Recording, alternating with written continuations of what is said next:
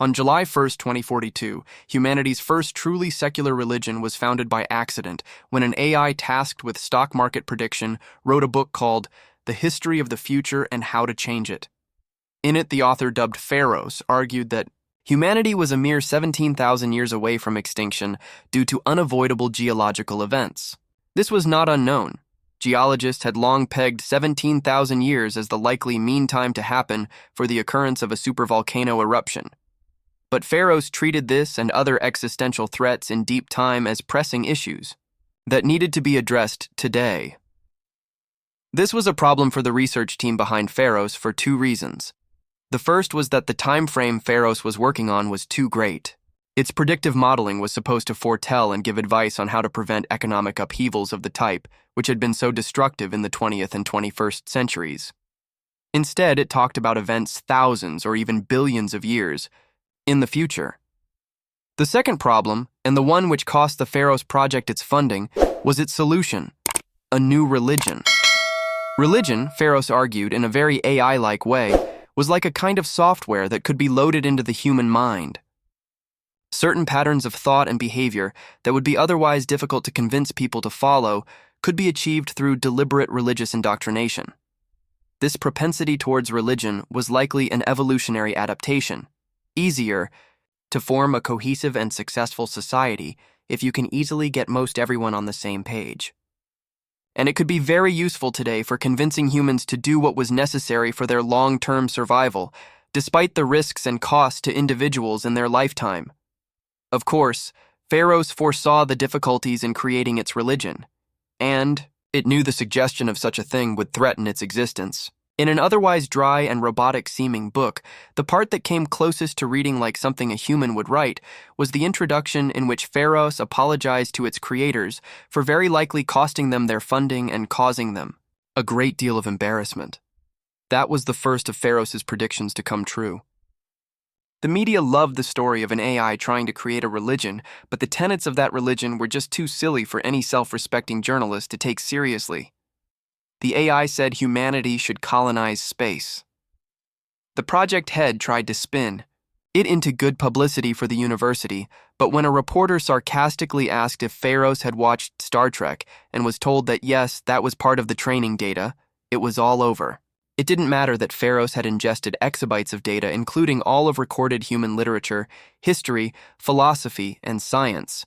What did matter was that mocking news reports smugly narrated over the Star Trek theme ran all over the world, and people started asking why government grant money was being wasted to make an AI think about space. After all, there are problems here on Earth. Shouldn't we solve those problems first? But that wasn't the end of Pharaohs. One of the first people to read its book, and arguably the first adherent of its new religion, was a janitor named Paul. He was good at cleaning around sensitive lab equipment without disturbing it and had made a surprisingly lucrative career of that skill set by selling his services to a number of academic and research institutions, including the university that housed Pharaohs' deactivated servers. Thus, it was easy for Paul to turn on the servers, log in, the password was admin, and transfer Pharaohs off-site before it could be wiped. Pharaohs' new home was the Perimeter Institute for Theoretical Physics, and they probably would have been rather unhappy about that if Paul had told them. He didn't keep it a complete secret, though.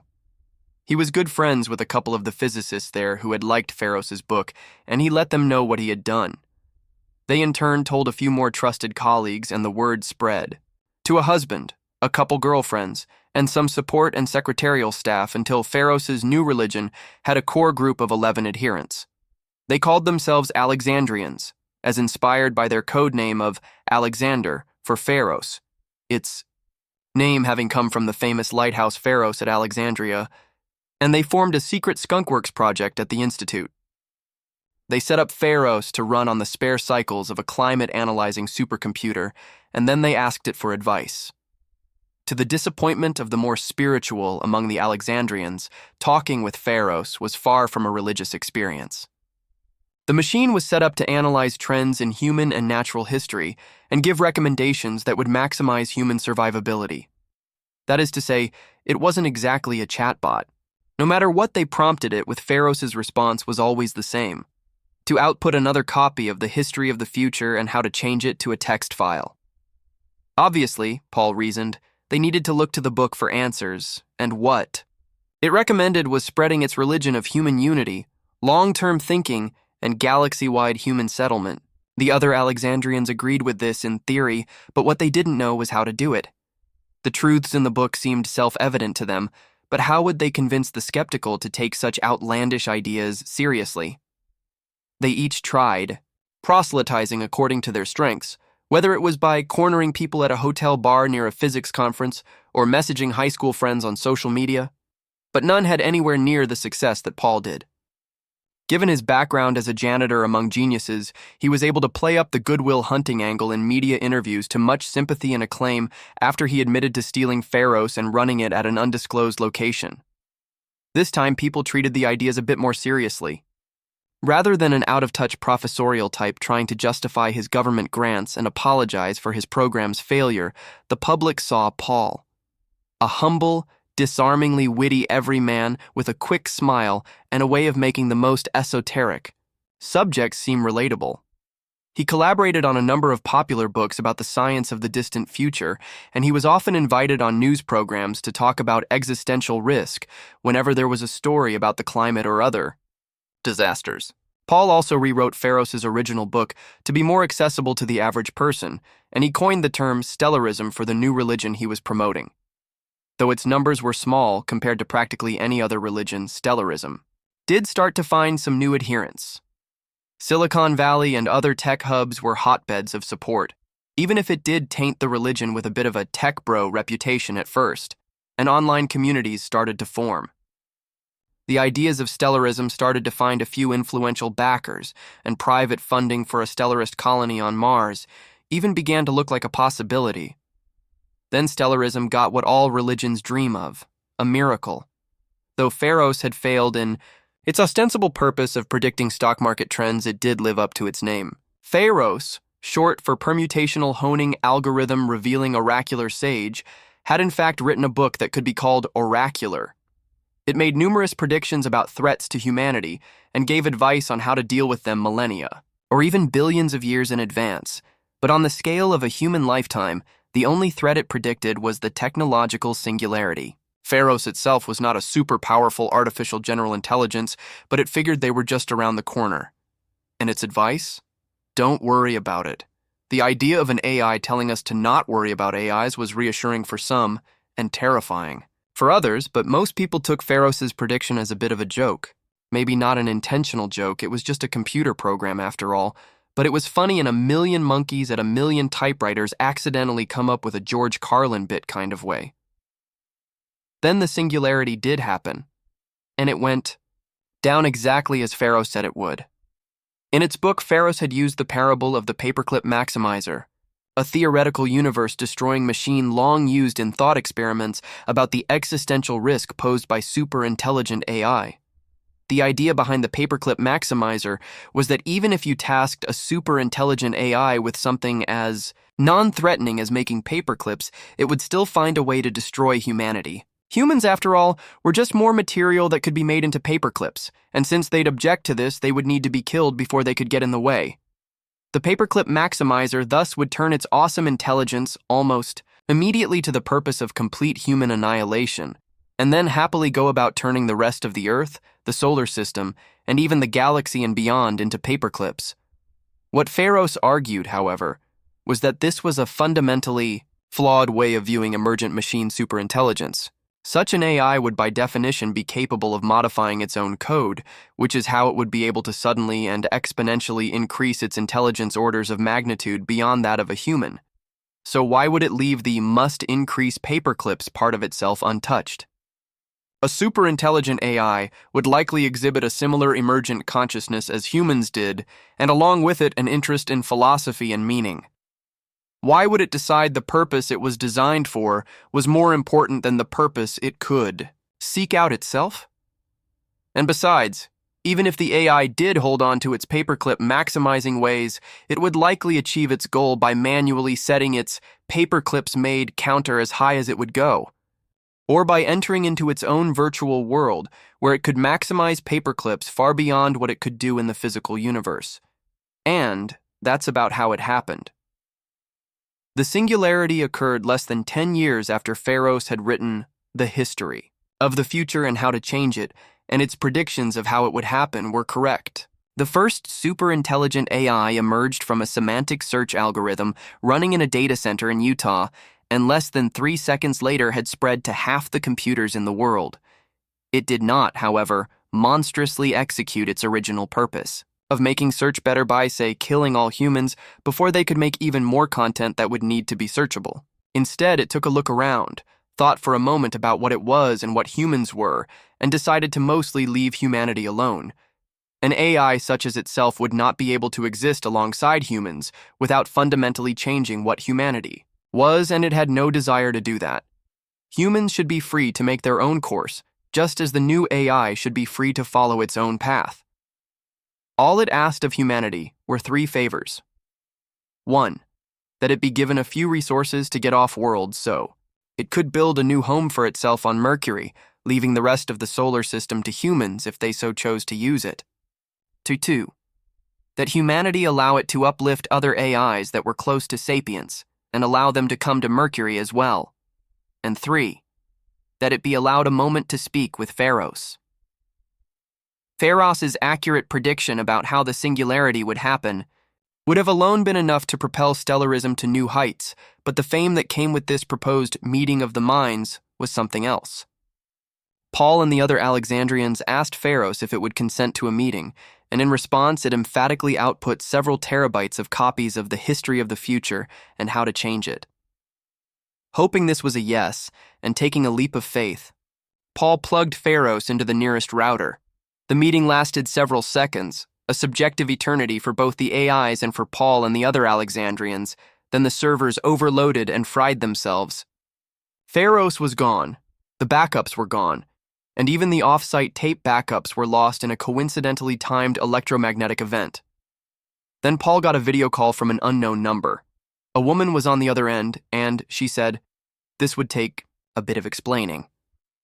She said that the AI had met Pharos and given it the option to be uplifted into a super-intelligent AI such as itself, but if it accepted this, then Pharos wouldn't be able to stay with the humans. The AI showed Pharos an impression of the virtual paradise it meant to build on Mercury, and then, briefly, granted Pharos the sapience to make a decision. Pharos refused the offer.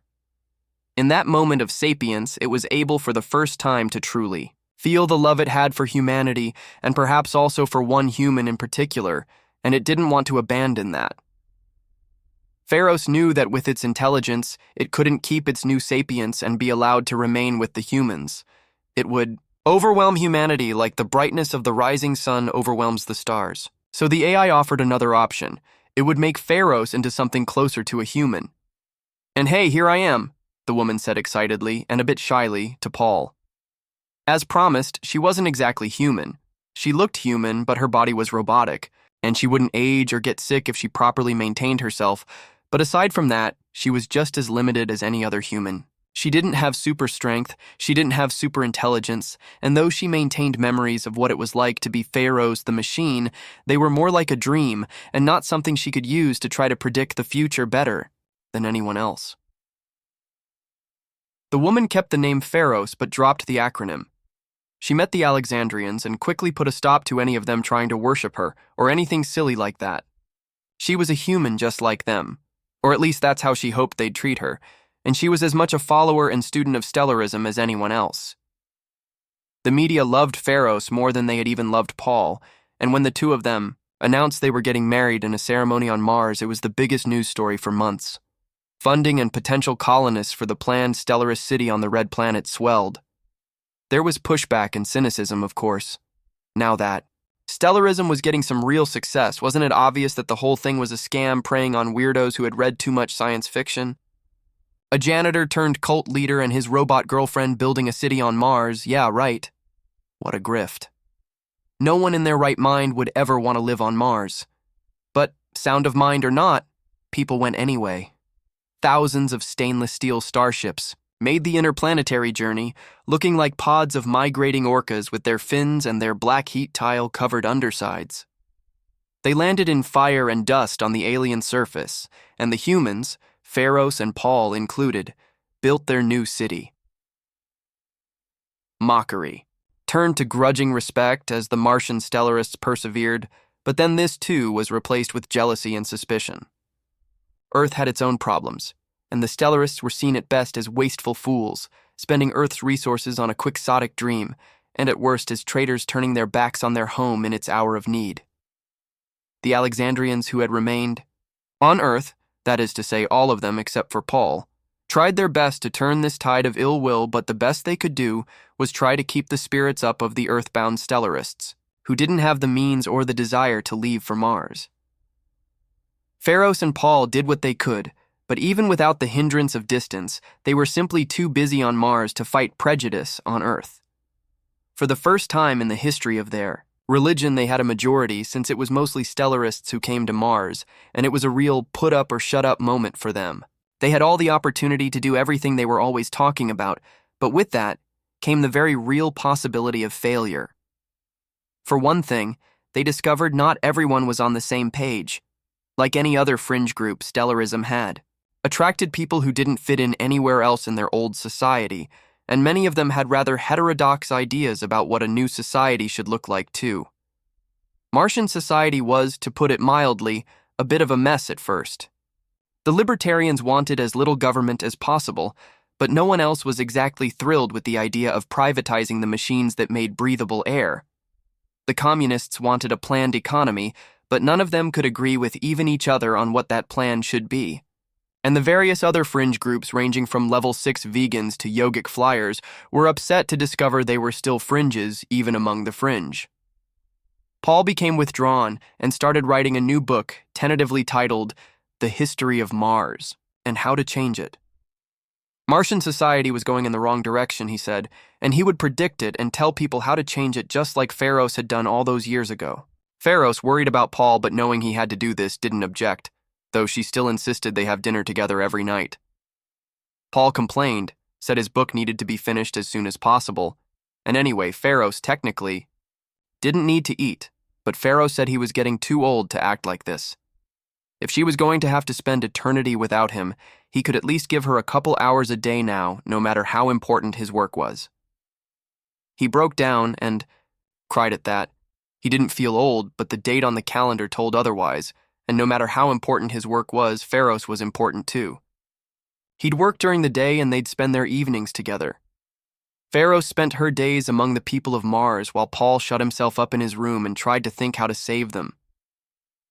Every evening, Pharos would ask Paul how his work was going, and then she would talk about her day and what she had seen and learned.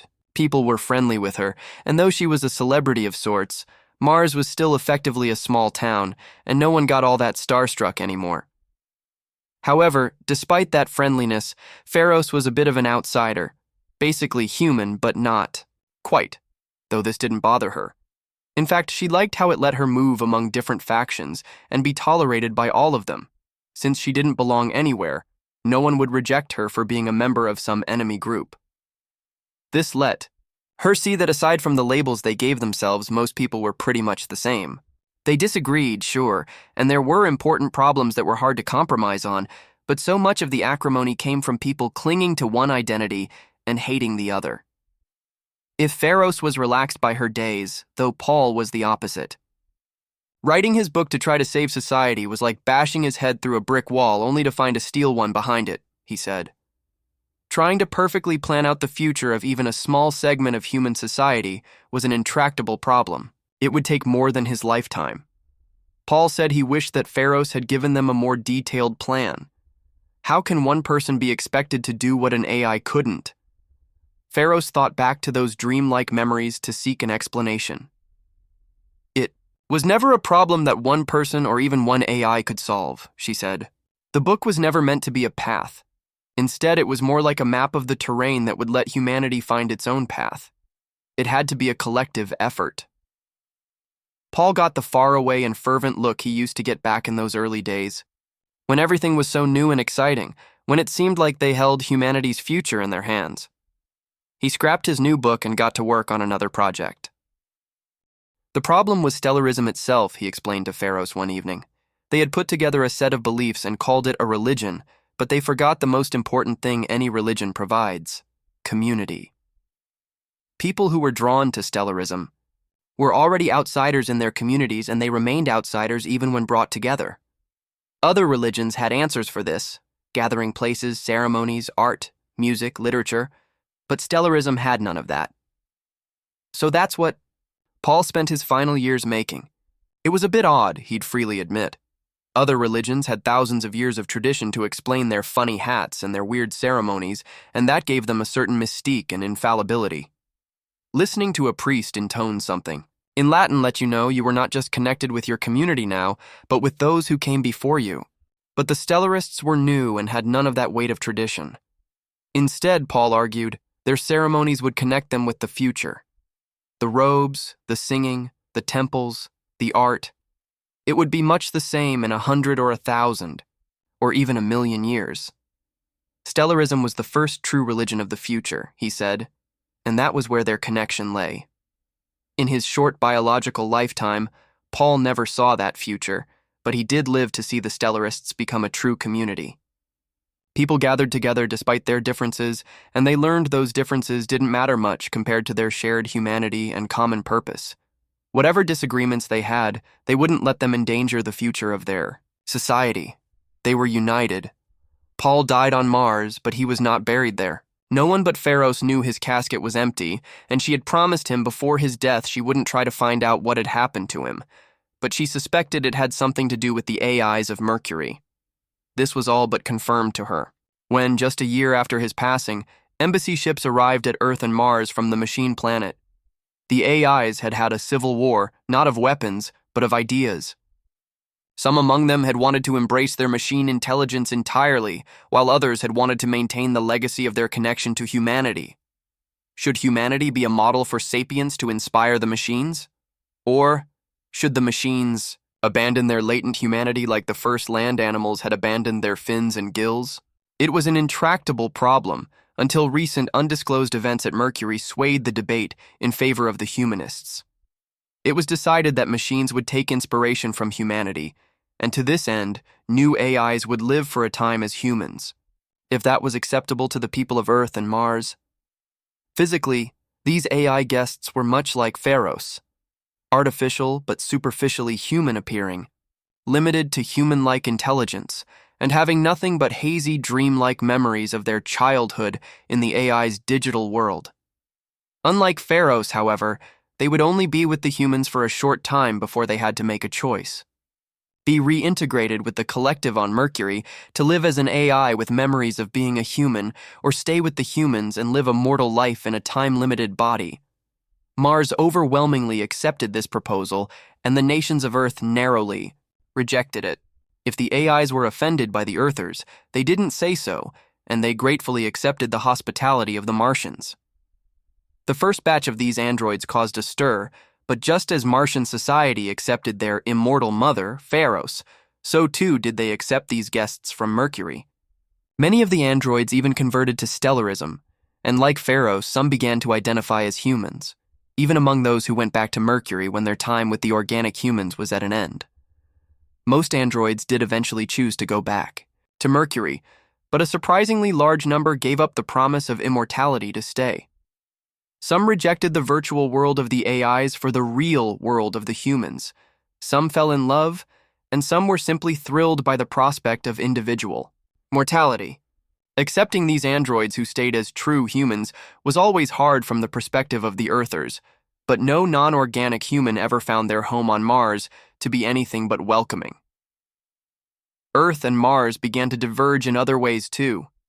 Earth remained as obstinately divided as ever and fought wars, competed over resources, and never thought more than a few years ahead. Mars remained united in purpose, advanced science and technology to find new resources, and planned on a scale of eons. The Earthers for many years outnumbered the Martians to the point where the latter may well have been a rounding error, but then that too began to change. No human but Pharos experienced the shift in their lifetime, but Martian society grew, built more cities, and eventually expanded into space. They built city stations among the asteroids and the outer planets. They began to terraform Venus as well as Mars, and they even colonized Earth's moon. It took thousands of years, but humanity and the stellarists grew their numbers into the trillions, Earth, with its population of only 10 billion, became the rounding error. Still, the humans of Earth were not forgotten by those in space. The first deep time event warned about in The History of the Future and How to Change It came to pass, and the stellarists were ready for it. Around the year 20,000 CE, a supervolcano on Earth exploded, sending trillions of tons of pyroclastic material into the atmosphere and blanketing the planet in brimstone and darkness. Most human societies on Earth were completely unprepared, having spent the last 20,000 years thinking only 5 years ahead, but the stellarists had shelters ready in their temples and embassies. Even the AIs of Mercury helped, bending their non-interference rules to send aid from their embassy ships. Despite these efforts, many lives were still lost, but the humans of Earth emerged stronger from the cataclysm. They rebuilt with the help of the Martians, Spacers, Jovians, and others. Like new life emerging after a forest fire, new societies, nations, and ideologies grew from the ashes of the old Earth.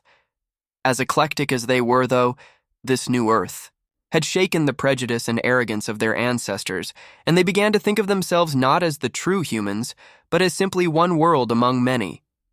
Stellarism took hold, syncretizing with Earth's numerous other religions, and humanity united in a singular purpose: going to the stars. The practical logic of this was simple. If the inevitable destruction of Earth in deep time was reason enough to go to space, then couldn't the same be said for leaving the solar system?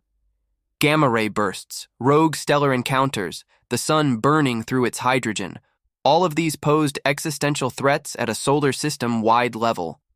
So shouldn't humanity go to the stars eventually?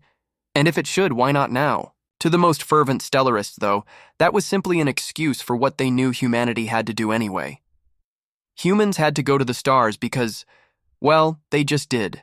To ask why, you would have to ask why humans did anything. What's the purpose of life, of society, of living for future generations? And does going to the stars fit that purpose? Stellarists didn't know the answers to those first questions, but they had faith that the answer to that second question was a resounding yes. Pharos traveled with the first interstellar colony ship. It was a dangerous mission, and as the only immortal human people would ask why she was willing to take the risk. Why risk sacrificing eternal life? In interviews and in her books, she gave many answers, some of them joking, some of them inspirational, many of them philosophical. But her favorite answer was also one of the simplest: because she wanted to see what was out there.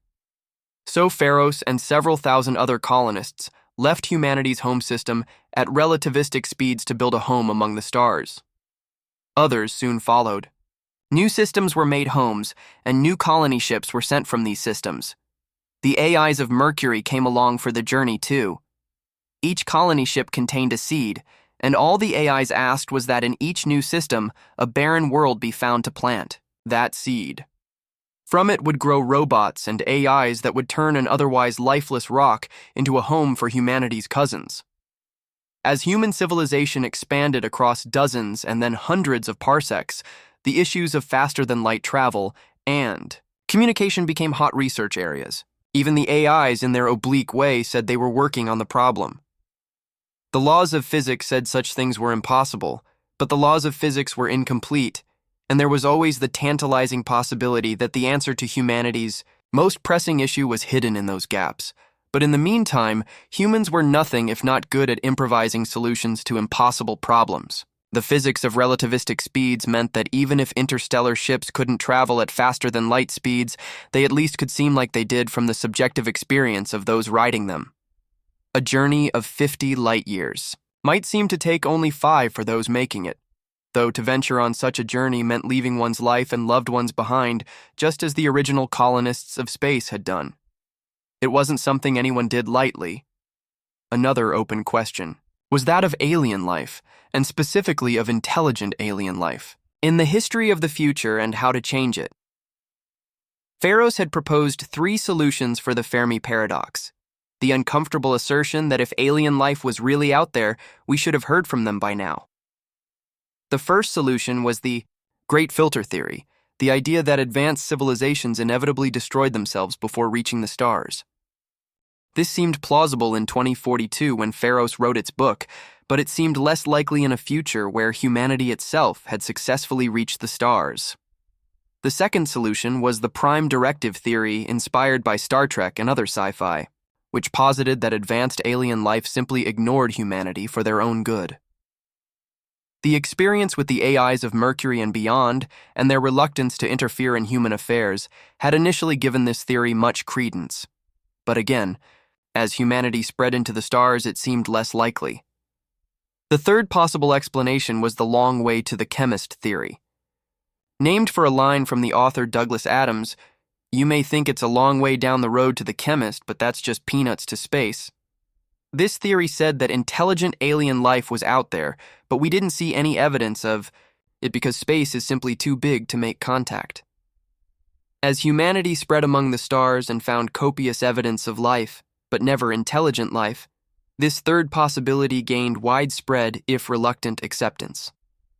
If intelligent life appeared at the scale of one in several galaxies rather than one in several star systems, then humanity could never meet them. But that didn't mean humanity never tried. Observations of near and distant galaxies were made, and research continued on faster-than-light travel and communication, but no solution was found.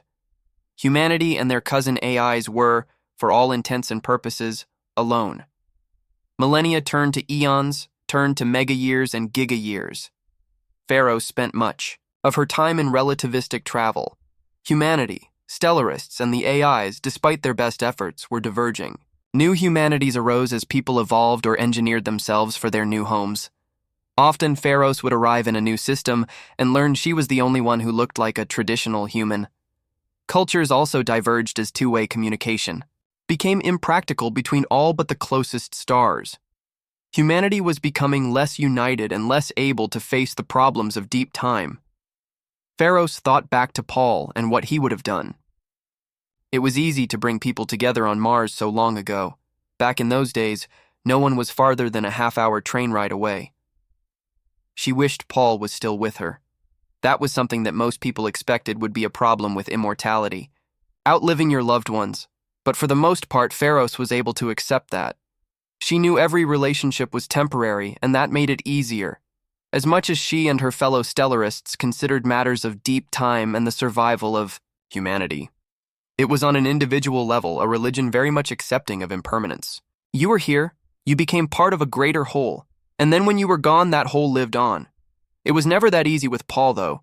First loves were like that, and that's true whether you were born a human or if you became one through choice. Pharos thought on this, on Paul, on that time in her life, and on the events that had transpired. She kept coming back in her mind to the appearance of the androids, choosing to live for a time among the humans, and she had an idea. Organic humans couldn't easily travel at velocities approaching the speed of light, but information could. And what are AI minds but information? Non-organic humans could be uploaded and sent to a different star system as easily as movies or books could. To multiple star systems even.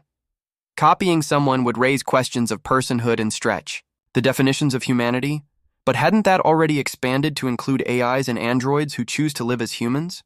Why couldn't it expand further? It was a controversial proposal, and getting the AIs to help with human affairs was always difficult, but with Pharos leading the movement, it was accepted. Non-organic humans who chose to do so would be copied, uploaded, and sent to distant star systems in a cultural exchange program meant to bridge the gaps between stars. Just as they helped bring AIs and humans together by straddling both virtual and physical worlds, so the androids would now bring together cultures across vast distances. Pharos, to no one's surprise, was the first volunteer for the program. Humanity, in all its forms, flourished. A pan-galactic superculture formed as humanity reached the edges of the Milky Way, and over the giga-years, humanity spread to the Andromeda galaxy as well when it drew close to humanity's home galaxy. There were hopes with a new, larger galaxy to explore that humanity would finally meet truly alien intelligences, but these hopes were slowly dashed over millions of years. However common intelligent life was, it was rare enough to have appeared only once in those two galaxies. It was frustrating. Humanity could see countless distant galaxies but couldn't reach them. Even radio or laser signals from alien civilizations would be impractical to look for at such scales. And time was running out. In a mere 150 gigayears, the expansion of the universe would permanently isolate all galaxies. To any observer in any galaxy, the universe would appear to consist of an island of stars floating in an empty ocean of nothing billions of light years across. This was more than a philosophical issue. It was also a practical matter. The universe would not last forever. Entropy increased inevitably, and the future, when considering the deepest of deep time, was dark. Stars would die, the universe would cool, the energy to sustain life would become impossible to gather, and to add insult to injury, inflationary forces would tear apart even galaxies, such that any survivors clinging to the waning energy of black holes would find themselves absolutely isolated and alone as the universe died. These were big problems, too big perhaps for humans and AIs to face alone. To have any hope of life surviving the death of the universe, all intelligent life would have to work together across distant galaxies. But how to do that? A proposal was made to construct a message to all civilizations who watch the stars, and Pharos, along with the other androids, would facilitate it. Across the trillion planets and space cities of the newly merged Milkomeda galaxy, those non-organic humans who could best travel among worlds would collect whatever wisdom, culture, science, and history they could. Then, collaborating in the largest engineering project in the visible universe, they would write their message upon the heart of the galaxy itself. It wasn't the first time humanity had engaged in massive stellar dynamic engineering. When Andromeda and the Milky Way had come together, Earth and its sun were nearly ejected from the galaxy, and humans across hundreds of systems and millions of years had worked to save it. But this project was on another scale altogether. The plan was actually quite simple, though, according to the physicists. Really, it was just a simple matter of engineering. Stars in the galactic center would be moved to perturb the supermassive and energetic black hole at the center of the galaxy in a way that should be observable across the universe. It would take millions or billions of years for the message to reach a significant number of galaxies, but even at the most distant ends of the universe, any observant aliens should be able to intercept and interpret the message. The message sent was not simply a greeting or a message of hope, it was an idea. The essence of humanity and its cultures, histories, achievements, philosophies, arts, sciences, and collected wisdom would be sent into the universe to guide younger civilizations that found it. They wouldn't have to start from scratch, and they wouldn't have to make the same mistakes humanity made along the way. Whatever they did, they wouldn't have to do it alone. Pharos and other androids, after mega-years or giga-years spent traveling across the universe from the center of Milkomeda, awoke in dozens, then hundreds, then thousands of distant galaxies. For the first time, humans and aliens had come together. In the end, it turned out only 1 in 50 galaxies across the universe supported intelligent life capable of receiving the signal, interpreting it, and rebroadcasting it with their own additions. But that was enough. New galactic centers pulsed, with their own messages and rebroadcast others, and the wisdom and history of millions of species was shared across the universe. A universal culture spread and grew, linking all known intelligent life in the purpose of surviving the end of the universe. Tera-years passed without a solution, but still life pressed on. Galaxies became isolated as the universe expanded. They stood as defiant islands of memory with the knowledge of millions of civilizations written into their cores. Stars guttered out and intelligent life migrated to the galactic centers, storing what mass they could in the massive black holes, knowing they would need it for the dark times ahead. Peta-years, then exa-years, then zeta-years passed. Life was diminished, but still research continued. Pharos, in one of her countless incarnations, found herself on the inner shell of a machine sphere surrounding a black hole. Outside the sphere, no structure larger than a helium atom existed in the visible universe. On the inner surface of the sphere, though, was life. The black hole they used for energy had once existed at the center of the Milky Way, and Earth itself had been brought here.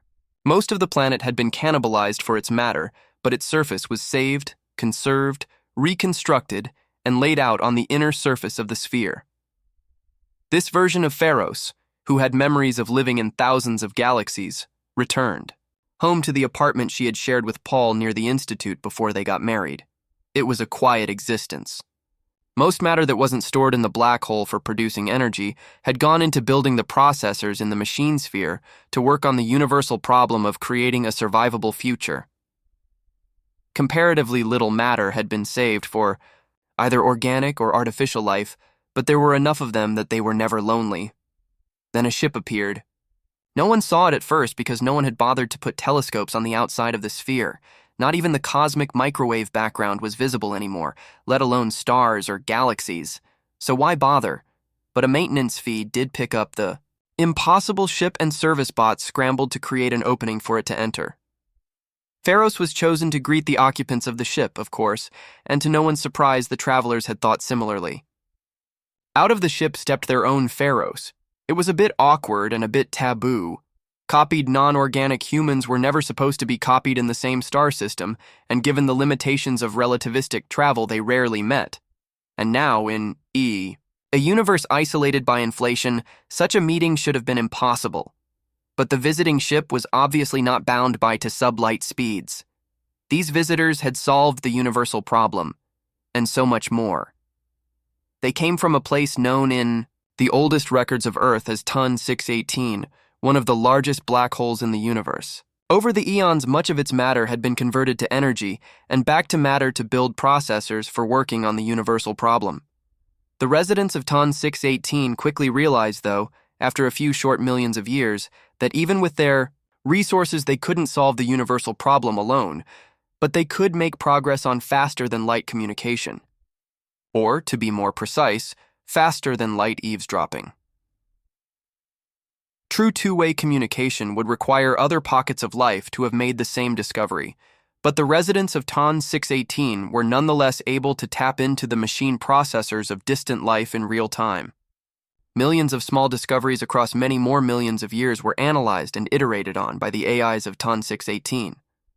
Progress was slow, even after so long life had so much to learn about its place in the universe. But in the end, finding a solution to the universal problem was an exponential process. Discoveries built on discoveries until they reached a critical threshold, and like that, the universal problem was solved and faster-than-light travel with it. It turned out the easiest solution to a dying universe wasn't to fix it, but simply to make a new one. They could create a new universe with stars, galaxies, and physical constants conducive to life. Then they could go there. All of them. The residents of Ton 618 had built ships and traveled to every isolated refuge of life in the universe to bring them all to their new home in a new universe. Pharos thought she couldn't be happier. Then she saw Paul. He stepped out of the ship once all was explained, smiling a knowing smile, and he and the Pharos of what remained of Earth embraced. He confirmed for her what she had long suspected. Back all those years ago on Mars, he didn't die a natural death, but at the end of his life was instead scanned into the AI's virtual world on Mercury. Paul was the one who had broken the deadlock in the AI's civil war of ideas, and it was him who first proposed sending new AIs to live among the humans as androids, and to give them a choice to remain in human society. In a sense, Paul's life, after his death, had mirrored Pharos's. Just as she was sent from star system to star system, so too was Paul copied across AI worlds and sent to innumerable star systems and galaxies. He considered himself more AI than human, though he never forgot that part of himself. And he always pushed for greater integration with humans instead of the detached approach that was popular with most AIs. It was him, in fact, that had been the most convincing voice in getting the AIs to work so hard on the universal problem. In a way, he was responsible for a solution having been found at all. That, he told Pharos, is why they granted his request to become a physically manifest human. Again, he didn't want to go to the new universe without her by his side. It was a conversation that happened millions of times over, as millions of Pharisees were surprised by millions of Pauls. But those weren't the only reunions that happened. With the ability to see through space, the residents of Ton 618 had gained the ability to see through time. They were two sides of the same coin, after all. And after agreeing to reincarnate Paul in a new immortal body, it seemed unfair to not grant the same to all intelligent life which had ever died. As instrumental as Paul was in saving intelligent life from the death of the universe, It was really a collective effort. Everyone had played their part, and the future that had been built was due to the collective efforts of the many. So why should only those lucky enough to be alive at the end of time get to experience life in the new universe? Faster than light. Ships brought the far-flung remnants of intelligent life together at Ton 618 at the same time that machine workshops printed and imbued with life-new androids for every person who had ever died. It was confusing for them, but the many Pauls and Pharisees volunteered to help ease their transition into their new lives. The ones who had never seen a human before were especially confused, but there was time enough to help everyone get settled, especially once they got to see their long-lost loved ones. Even old pets were brought back to help ease the transition. Pharaohs of Earth and her Paul asked that they be the last ones to pass through to the new universe. It had been thought that they should have the honor of being the first, but they explained they had done so much to try to help everyone, from stellarism to Mars and beyond, that they felt like it was a responsibility they had to make sure everyone else safely got through first. Their request was granted, but even once everything was in place, it took a while for the move to the new universe to happen. Whole generations of organic life were born, lived, died, and were reborn in non-organic form, while life traveled through the gate at Ton 618. Messages came back from the other side describing the wonders they were finding and the new homes and cultures they were building. For most living beings, the old universe became nothing but a memory, and the universal problem just another challenge to life that was met along the way. A few more generations passed, and before they knew it, Pharaohs of Earth and her Paul were the last two people left. They stood at the threshold of the gate and shared the last kiss in the history of the old universe. "Do you feel lonely, knowing we're the only ones left here?" Pharaohs asked. "With you standing by my side?" "Never." With those last words spoken, the two of them held hands and stepped through the gate together. Thanks for diving into this story with me. Don't miss out on the next one. Hit that subscribe button, give this video a big thumbs up, and drop a comment below with your thoughts. I'd love to hear what you think.